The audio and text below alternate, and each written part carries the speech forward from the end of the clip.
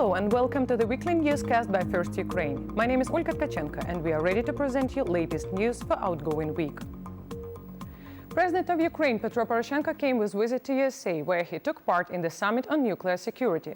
Ukrainian president met with the US leadership, UN Secretary General and heads of several states. Nuclear security summit is conducted every 2 years, starting from 2010 on the initiative of US President Barack Obama. This time, more than 50 heads of states and heads of international organizations discuss how to prevent the spread of nuclear materials and the use of nuclear weapons. Representatives of Russia are not taking part in summit. The Kremlin referred to shortage of interaction, but the White House viewed the refusal as self-isolation. Ensuring the security, the OSCE police mission and return of control over the border. Under these conditions, the election in separate areas of Donbass might be possible. That was stated by President of Ukraine Petro Poroshenko at the Ukraine Forum, which was also held on Capitol Hills. According to the president, Kyiv is interested in unblocking the political process, as well as the election of local governments in Donbass. But Russia has to fulfill provisions of Minsk agreements. The Kremlin, however, further continues to supply troops, heavy weapons and ammunition to Ukraine several times a week. Moreover, the militants do not let the OSCE on the occupied territories. All of that, according to Poroshenko, does not favor to hold the elections. Start working. Can you imagine anybody can go and making campaign when we have thousands of the Russian troops on the street? And nobody had access to the independent media because it simply not exists on this territory. And not exist an independent election commission. And 1,750,000 Ukrainians living there have no right to vote. We never accept this Russian standard of democracy. Also, Poroshenko said that Russia has militarized Crimea and wants to place nuclear weapons there. According to the Ukrainian president, on the peninsula there are systematic and massive violations of human rights. Occupation regime puts pressure on everyone who shows dissent. This especially concerns Ukrainians and Crimean Tatars who support sovereignty and territorial integrity of Ukraine. Moreover, this week, German newspaper Bild revealed the information on Russia's shadow government at the occupied territories of Donetsk and Luhansk region. The reporters claim that they obtained the records of the Interministerial Commission for the Provision of Humanitarian Aid for the affected areas in the southeast of the regions of Donetsk and Luhansk from 23 October 2015, which revealed the supervision of a so-called People's Republics governments by Russian key political figures. The commission itself was established in December 2014, as it is said, for the urgent need and critical humanitarian situation in the Donetsk and Luhansk regions. Yet, officially, it has never met after the foundation. But the Bild found out that the Commission's meetings were actually held every 2 to 4 weeks, the content of which was unknown until now. According to the documents obtained by the newspaper, Russia developed concrete plans which extend far beyond the humanitarian issues. There are 6 working groups headed by Russian ministerial officials who build strategies of development in finance, trade, infrastructure, public service and other areas of the occupied Ukrainian territories, which are treated as parts of Russia's sovereign territory. It is said Russian Federal Security Service supervises each working group, the 4 members of which were named within secret document, which Bild referred to. In addition, the key figures of such so-called shadow government were named: Sergei Nazarov, the Deputy Minister of Economic Development for the Russian Federation, Dmitry Kazak, Deputy Prime Minister of Russia and close friend of Vladimir Putin, and Leonid Gornin, Deputy Minister of Finance of the Russian Federation. Moreover, according to the record, the representatives of Ukrainian energy company DTEK, owned by the Renat Akhmetov, was present at the mentioned meeting.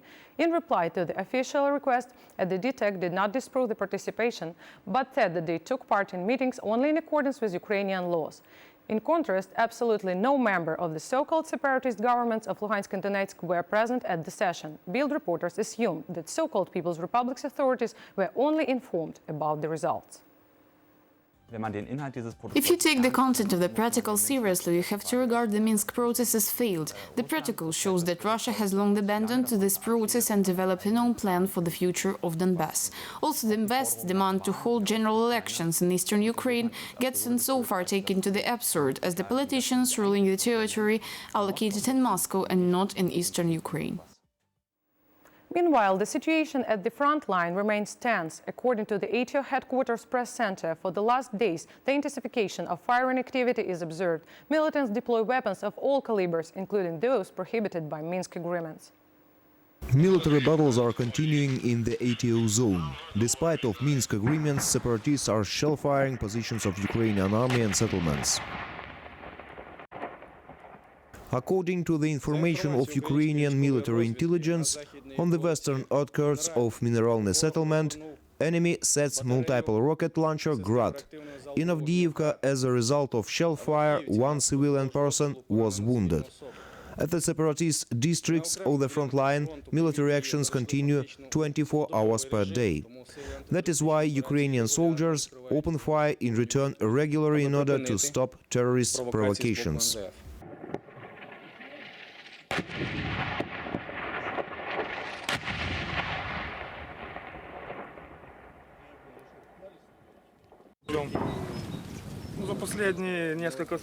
The last several days situation stays stressful. Enemy shell fires with heavy armament permanently. Here's the result of the latest humanitarian convoy, which in really supplies separatists with ammunition from Russia.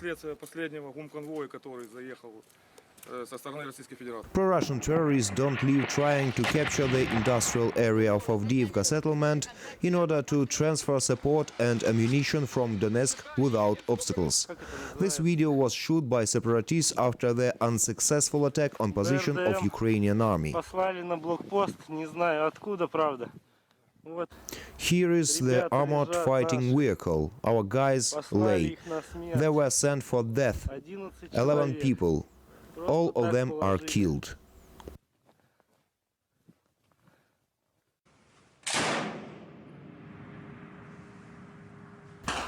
Ukrainian soldiers are reflecting the attacks all day and night long. In fact, shell fires here are not stopped.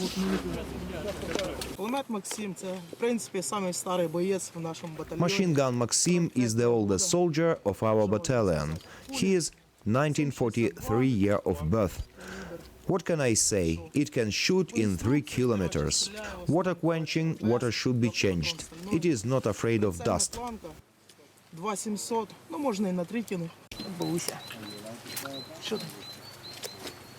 The youngest soldier of the battalion is a few months old.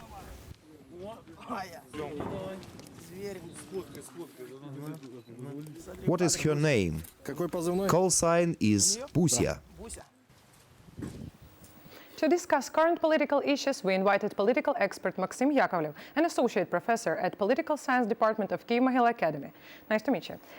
So, as we seen, mentioned Bild report on Russia's supervision of the self-proclaimed republics, it has confirmed that Russia does not and will not want to adhere to the Minsk agreements, and as it has its own strategy of Donbass integration to the federation. How do you think the Ukraine can resist such implementation of such scenario? I think one of the most positive aspects of what happened with all this reporting stuff and this journalist report and what is going on and which type of pressure and control does the Russian authorities or groups of interest have over this Muppet states or Muppet republics.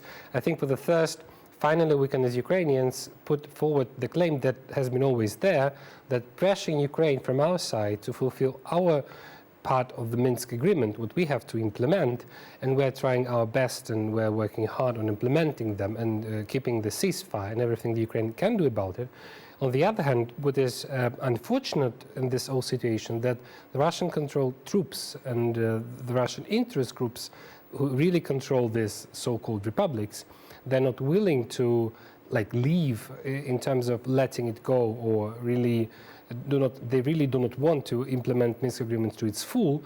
That's why our foreign partners, and by meaning so our partners who are also involved in these negotiations, and those who can also exert more pressure on Russia, I hope that they would take it as a sign, or as at least indicators, that they need to work harder with Russia in order to be, for us also Ukrainians, to be able to finally reach long-lasting peace in the east of our country. So do you think that we need still to fulfill all the necessary provisions of Minsk agreements, as we see the other side just ignores them? Do you still need that we should?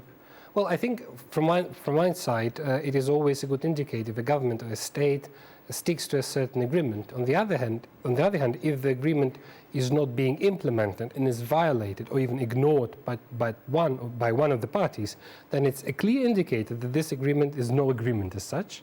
That's why we either need a new agreement or a totally new format of working with, especially Russia in this case.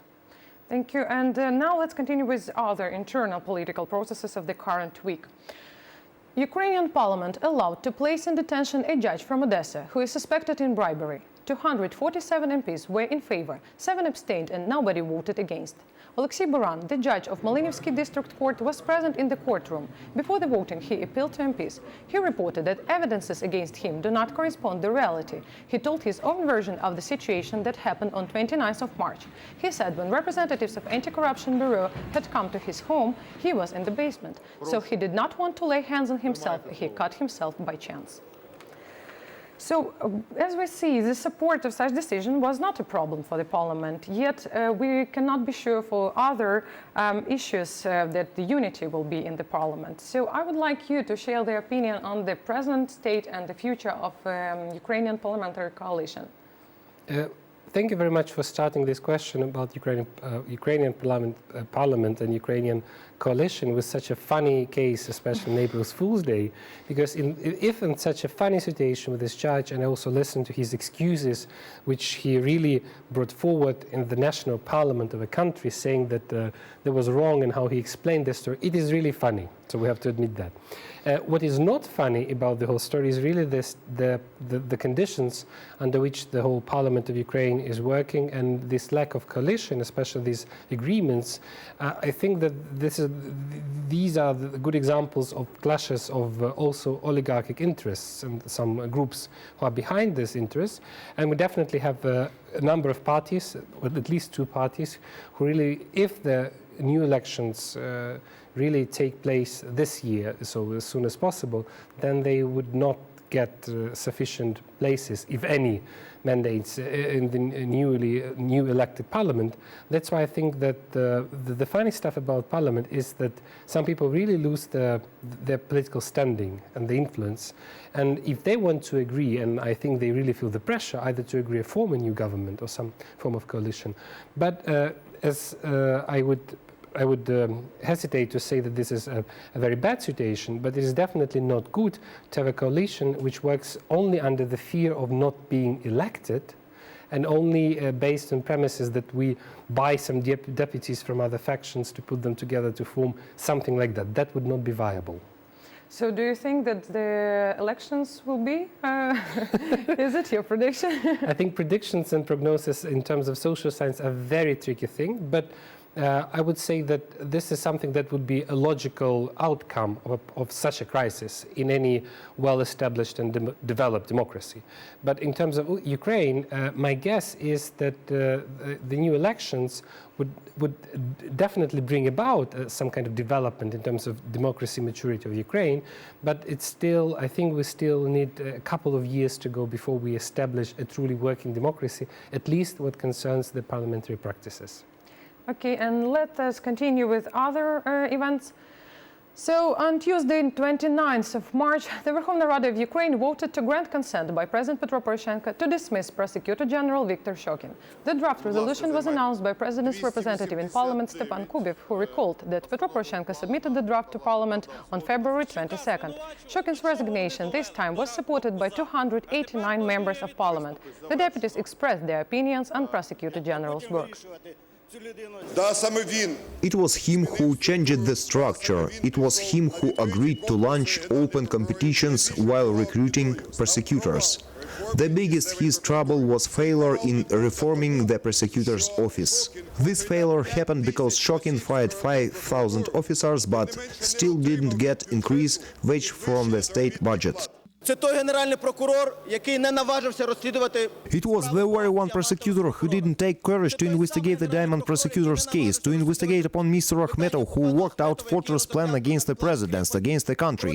That is the very one prosecutor who didn't take courage to investigate the case of Karpenko against Igor Kolomoisky. Карпенка проти Ігоря Коломойського. Людина, яка будувала корупційну A систему. person who was building the system of corruption in prosecutor's office cannot reform it. I recall how near a year ago ago we were walking here in the session hall and persuading those who now criticize him to vote for Shocking's resignation. Shocking's appointment was a mistake, but there will be a similar mistake if the president will nominate Shocking's deputy.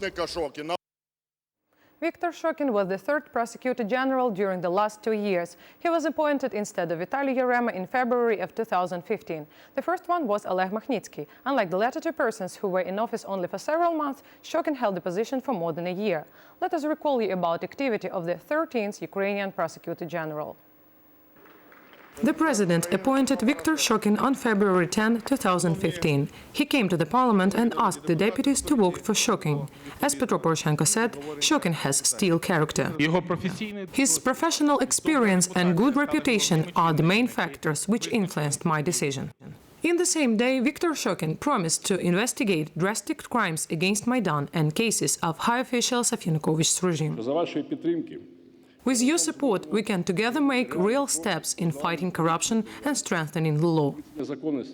Shocking collected 318 votes of deputies for his appointment. In 2 following months, he, together with his deputy head, David Sakvaralidze, presented the strategy of reforming prosecutors' offices.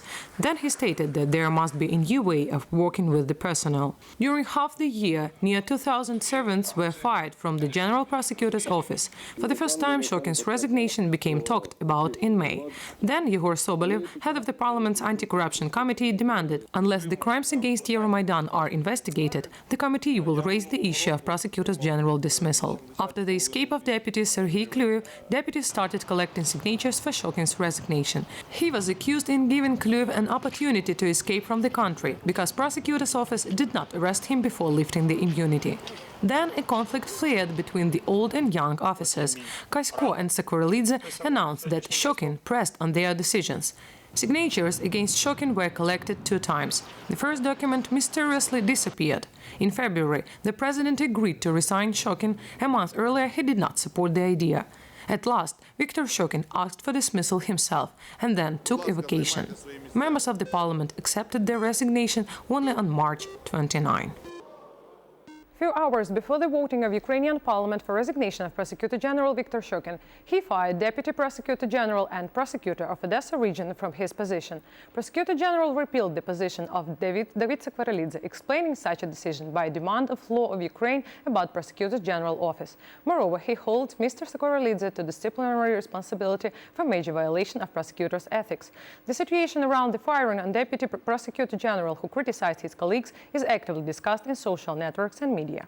I think that we managed to break the system somehow. We wanted to prove that there is no place in the system for impunity of so-called diamond prosecutors and generals. Our team is the only one team which acted against the current prosecutor's ethic, because of which I was fired and defied the system.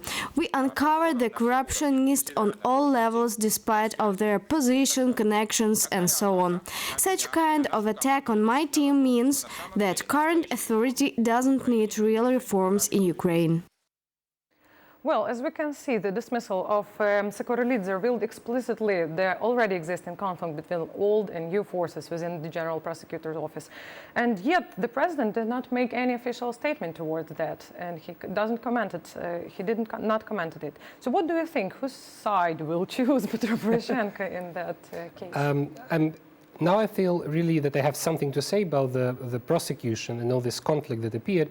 For the first, I would like to stress that it is now widely accepted by many Ukrainian, not only political experts, but experts in different fields, that the reform of prosecution was a great failure.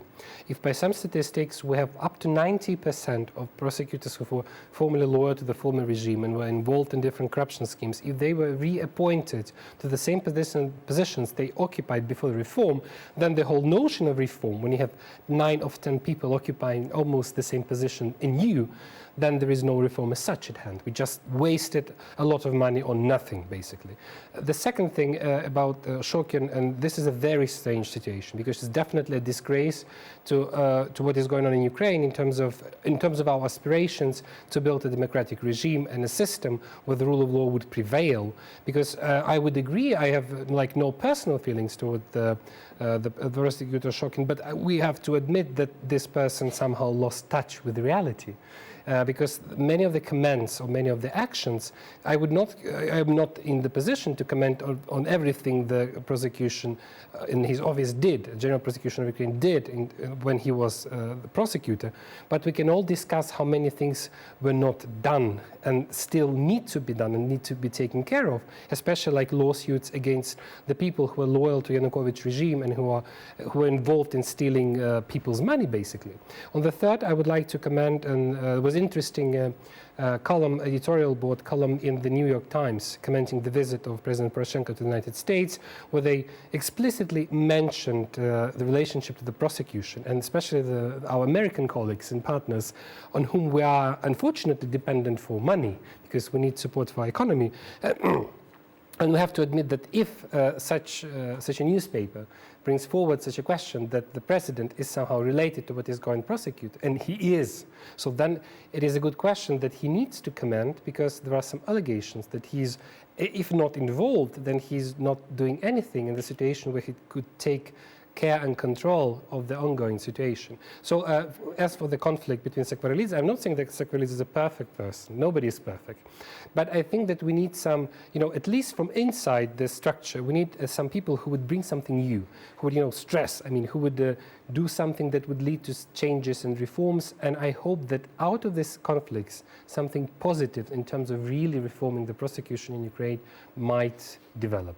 And don't you think that making the position of general prosecutor independent from the appointment by the president would make a real step towards the resolution of such problems? It's an interesting question. I have to admit that I haven't done much research on how the prosecutors are appointed abroad, because as a scientist, I definitely need to approach the facts and figures and the practices which are there in the developed world, so to speak. But I would say in Ukraine, it is a good idea, definitely. But in Ukraine, we have to admit, unfortunately, there are some cliques or groups of experts, like the judicial system, the prosecutors, who are really intervened and who really are interrelated with each other. So if they would appoint each other to some positions, and if they are totally independent from the people, and now I speak very idealistically, but in reality, if there are no means of controlling them, or at least no means of making them accountable for the actions, that might lead to another problem. Because as said, it might be true that it's not only the prosecutor who has really much touch of reality. There might be other people who are within the cliques protecting each other, like the prosecutors, like the judges, like maybe some other spheres. So I think they, in Ukrainian situation and under these circumstances, they have to be accountable and responsible to the people, basically. Yeah? Okay, nevertheless, there are some other personnel changes that took place in Ukraine for the current week. Members of National Agency for Prevention of Corruption have chosen their chief. The body's head is Natalia Korchak, lecturer of the National Academy of the Public Prosecutor's Office of Ukraine. Besides, once she had teached Arseniy Yatsenyuk, Ukrainian Prime Minister. Launching the National Agency for Prevention of Corruption is the last requirement to be fulfilled in the first quarter within the framework of the visa-free dialogue with the EU. And incumbent mayor Yuri Vilkel has won the municipal election in Kryvyi Rih. It was reported by City Election Committee after the processing of all the results. Semen Semenchenko from Samopomich Party is on the second place. Official results on elections will be announced in 5 days after the consideration of all complaint bills. But already now, observers and experts say that there will be no second tour of elections. There were no serious violations, report the observers of Opora Civil Network, but the part of minor violations increased by 1/4 in comparison with previous elections. In particular, it is connected with mass and organized transportation of voters. Also, this time experts counted ballots with mistakes. There are near 10% of them. The major part of violation was made not during the voting itself, but during the unfair election campaign. However, there is another important voting for Ukrainians which is going to take place in the Netherlands. As for the referendum on EU-Ukraine Association Agreement left only 5 days, let me recall the latest results of opinion polling. For the moment, we can observe the relative balance between yes and no camps. So 35% of Dutch citizens will vote for ratification of agreement and 36% against. According to the results, the voters' turnout is expected to be 42%. And to recognize the result of referendum and to put it to consideration of Parliament, the voters' turnout should be 30%. Meanwhile, the activities of Yes campaign participants became more and more diverse, as well as split level, from street flash mobs to high official meetings and forums. And there is little time left before the voting. Ukrainians use a variety of creative forms to persuade Dutch citizens to favor the association agreement. On 6th of April, referendum will take place in Netherlands, on which Dutch citizens will decide whether to adopt the association agreement with Ukraine. In order to draw attention to Ukraine, civil activists had begun the information campaign, because the decision of Netherlands will influence the economic development of Ukraine. It's a highly developed country with a great potential, which provides you with all possible opportunities. And I think the fact that the Netherlands are the first largest investor into economy of Ukraine among the Western countries is speaking for itself. Holland, thank you for flowers. This is the name of flash mob which was organized in social networks. Ukrainian politicians and civil activists uploaded their photos with tulips. In this way, they expressed their gratitude to Netherlands for spring flowers. Together, 5,000 of video messages to Dutch people will appeal to support Ukraine at the referendum. This is the goal of civil initiative Tak is Ja. This is the video message of famous Ukrainian public figures and simple citizens. Shakhtar Donetsk is the pride of the Donbass, and Roda is the massive passion of Limburg mining area. You and I have shared heart of coal. Netherlands are getting acquainted with Ukraine. Such information campaigns have been started by Ukrainians in Netherlands. In their videos, they tell about Ukraine and what does the referendum mean for them. Regarding the cultural dimension of our cooperation, I would like to note that in April this year, we will hold the week of Ukrainian cinema in Amsterdam. It will be extremely useful and very interesting project about new and classic Ukrainian movies, which have received really good international awards. The event took place from 31st of March to 1st of April. During the festival, Ukraine on Film, Way to Freedom, viewers watched 3 documentaries about significant events for Ukraine. 11th by Dziga Vertov, Russian Woodpecker by Chada Gracia, and Winter on Fire by Yevhen Afineevsky. So, as we could see, there are a lot of activities which are increasing by the time that the referendum will take place on 6th of April. And I would like to ask you, how do you estimate the effectiveness of such campaigns? Well, because do you think that there is an opportunity, the possibility of a side effect when the Dutch citizens will be overwhelmed with that emphasizing of Ukraine? I think there are three aspects I would like to highlight. First, what I find particularly positive about what is going on, well, I do find negative the whole idea of the Netherlands voting on yes or no, because this is really putting on question. It's not only about Ukraine, it's also about the European Union politics, its future and things like that. We all know that. But we have to admit that Ukraine, in Western media, it was always a passive position in terms that something happens in Ukraine, the worse the situation, the better for the news, like the plane crash or again any type of revolution or revolt, and then we're on the news like a not really developed country. I once even took a picture from a Dutch book on languages. So on the languages, they had an example of Ukrainian language and short description of it, and the picture was of some really lower class workers who look really hungry and poor and who were eating some kind of bread. So there was an awful picture in a Dutch textbook on Ukraine as such. So this is like the image we're getting from Ukraine, saying something happened, they're poor, and let's not take care of them, but let's at least feel pity for them. So now if Ukrainians, we're using different campaigns and different types, are really telling the Dutch audience what Ukraine is about, so that we're not all poor and that we are not that underdeveloped and things like that. This is a very positive thing. Secondly, I do see a point with overwhelming the audience with too much information about Ukraine. I can tell about one activity which I'm familiar with. It was activity of the Ukrainian Academy of Leadership. I happen to have this pleasure of teaching there. So they also went to the Netherlands to promote and campaign for Ukraine. So they had this idea of let's make 5,000 friends and meet people and hand out leaflets. And what they're telling and posting on social networks is that not all the people were even as especially the younger audience, so to speak, not all of them were aware that such a referendum is taking place. So, and on the other hand, there is also a touch of a particular country putting forward the idea of voting no, and this is definitely the Russian position. I also read some leaflets and watched online some discussions at the Dutch universities like Maastricht and Groningen, that discussion about, and we can definitely see there are some people who put forward not the pro-Ukrainian position, but pro-Russian position, which is by definition, as they presented, the anti-Ukrainian as such. But I really hope that the Dutch would vote yes, because as said, it's not about Ukraine as such, it's also about the European values.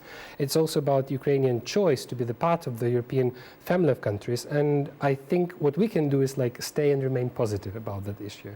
Thank you so much for being here, our guest, and for your important comments. It was Maxim Yakovlev, political expert and associate professor at Political Science Department of Kyiv Mohyla Academy. And now we would like to talk to Max Bader, lecturer in Russian and Eurasia Studies from Leiden University, Netherlands. Hello, Max. Could you hear me?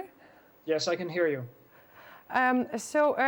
Tell us about what are the current opinion polls toward the EU-Ukraine Association Agreement referendum upcoming. What are the current opinion polls?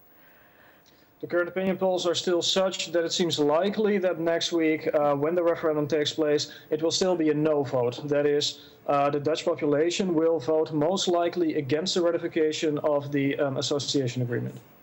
And would you tell us about the public mood? How are Dutch citizens preparing for referendum? Do they want to come? Well, it's unclear at this moment what turnout will be. As you probably are aware, the threshold here is 30%. So if the turnout is going to be lower than 30%, the outcome of the referendum will not be valid. Now, it seems likely at this moment, according to some of the most recent surveys, that the turnout will be over 30%. So in that case, the outcome of the referendum will be valid. Now, currently, now we are, of course, in the final week before the referendum actually takes place. So currently, there's a lot of events taking place, organized both by the yes camp, but also by the no camp. How could you estimate the effectiveness of such measures, of such activities and campaigns, particularly of yes supporters? How do citizens react to this? Well, the no camp, I should say, that is people who are against the ratification of the association agreement, seem to be better mobilized, have a more active campaign. However, the yes camp, people who are in favor of ratification of the agreement, are also currently campaigning very actively. However, there's still a problem here in the sense that, some people who are in favor of ratification actually will prefer to stay at home, either because they do not support the idea of having a referendum about this issue in the first place, or because they hope that the turnout in the referendum will be below 30%, in which case the outcome of the referendum will not be valid. And would you share with us your personal expectations? What will be the outcome of the referendum? My personal expectation is that the turnout will probably be over 30%. And it will be, I guess, still be a no vote. As I said, the no camp seems to be better mobilized. The sentiment really is against Ukraine, unfortunately, I have to say, in this country. This is very much largely, for most people, not so much something that has to do with Ukraine itself. It has to do rather with certain Eurosceptic sentiments, and it really is hard to battle against that for the yes campaign. And what do you think, how this will further affect the relations of Ukraine and Netherlands, or Ukraine and the EU in general? Well, it is very difficult to predict what the outcome will be of this entire process in terms of what will happen to the association agreement itself. It seems fairly unlikely that the entire agreement will just disappear, right? But it may be that there will be some kind of modification, some kind of amendment to the agreement so that it can still be implemented. However, if it's going to be a no vote, of course, that outcome will have to be respected in one way or another by the government of the Netherlands. Thank you. Thank you so much for your comment. My pleasure. Goodbye. Bye. And we go to other international events. Current week for the world community was marked by another massive terroristic attack, for this time in Pakistan. As a result of explosion, dozens were killed, mainly the children. About that and other important world events in our digest. 72 people died as a result of explosion in Pakistan. Terroristic group Taliban took the responsibility for the attack. Suicide bomber exploded himself in the park in the city of Lahore, several meters far from the children's playground. There are 29 children among dead people. Exactly before the explosion, local Christians gathered in the park. They were celebrating Easter. As a result of terroristic act, near the 200 wounded people. All hospitals in Lahore worked to full capacities. Armed forces were marched into the region. Local authority announced 3 days mourning.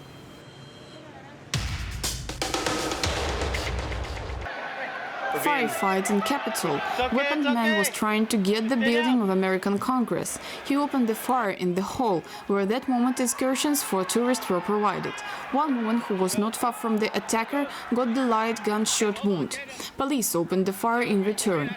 The panic was caused. Law enforcement reported about the attacker, and 60 years old Larry Dawson from the Tennessee state. 1 year ago, he was arrested for trying to break the working session to the Congress.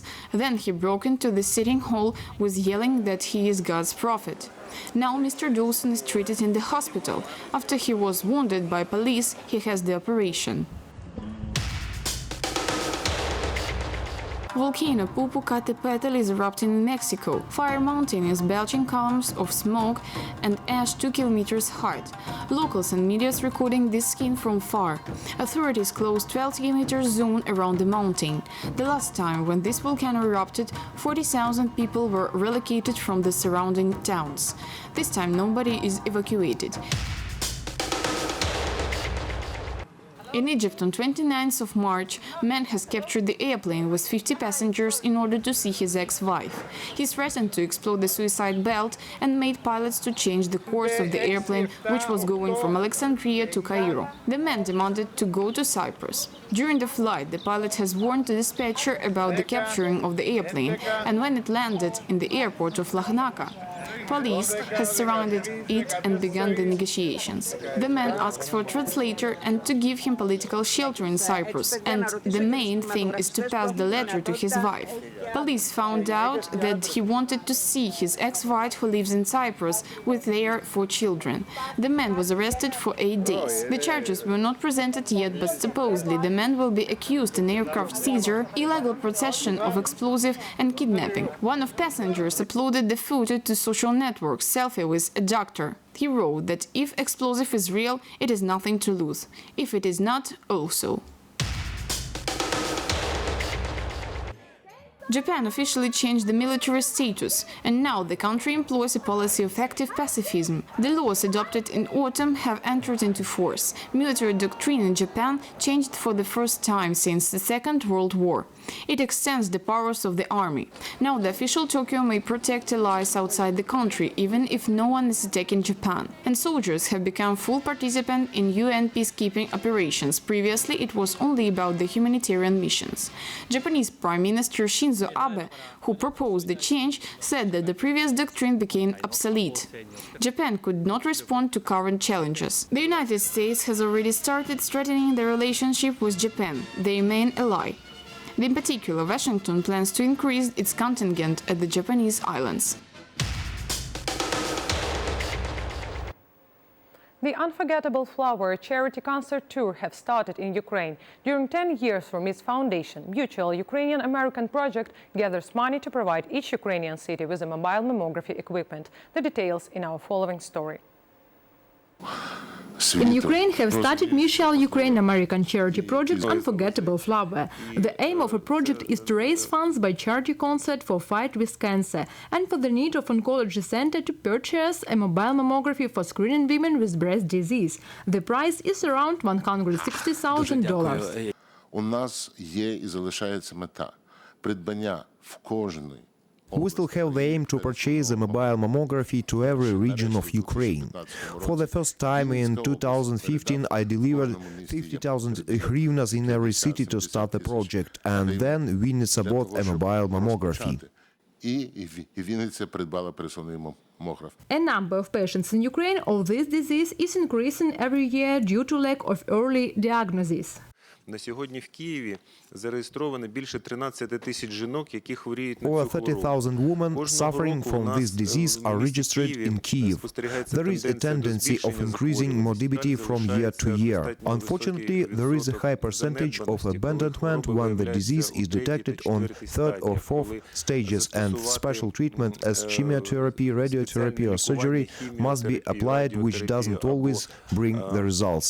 I want to emphasize that if the disease is detected in the early stages, it ensures the effectiveness of treatment. Що саме на ранніх стадіях воно приносить найбільш ефективність лікування. In small towns and villages of Ukraine, the situation with the lack of mammography is critical. That is why to diagnose on the right time is impossible. The advantage of mobile mammography, which benefactors are planning to buy, is that by need it could travel to any area.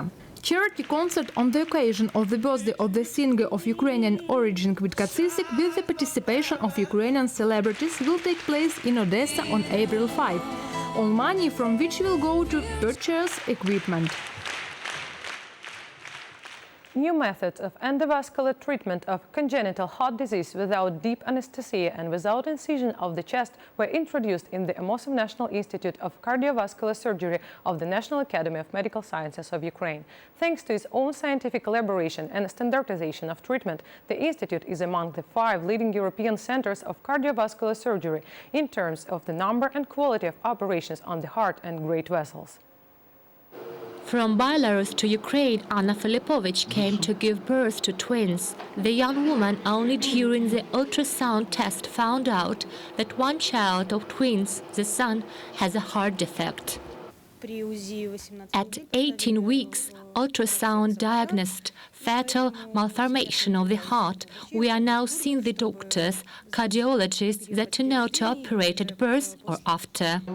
All endovascular interventions are held in X-ray operation room using modern high-tech equipment by qualified doctors who were trained abroad. These interventions are performed through a puncture of femoral vessels under local anesthesia with tiny instruments such as catheters, intravascular stents, special patches, occluders. Terms of treatment are 3-4 days with full recovery of physical activity in 1-2 weeks. As for pregnant women with heart disease, make difficult. This can be serious complications up to the death. Therefore, prenatal diagnosis is very important for fetal malformations as well as pregnant women. The first conference gathered 150 doctors from the Carpathians to Donbass with aim to share their experience and learn the latest treatments. This project is supported by the National Academy of Medical Sciences, Institute of Amosov, the Institute of Pediatrics and leading medical centers of Ukraine. We have doctors in from Luhansk, so as from Donetsk region, there are experts and specialists. The challenge is to teach them how to treat these women, what to do at each stage. We have more than 4,000 pregnant women each year, and they are being examined.